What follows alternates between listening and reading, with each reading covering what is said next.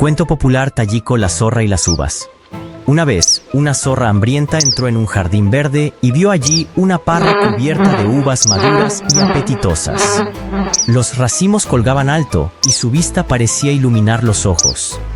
La zorra deseó mucho comer esas uvas. Saltó, luego volvió a saltar y una vez más intentó alcanzarlas. Pero por más que lo intentó, no pudo alcanzar las uvas. Después de varios minutos de intentos y esfuerzos, la zorra se cansó y se desanimó.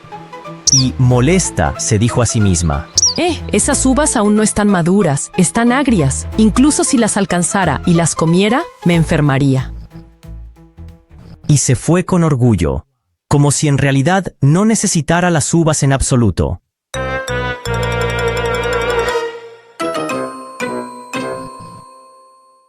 El cuento ha terminado. ¿Qué conclusión o reflexión sacaste de esta historia?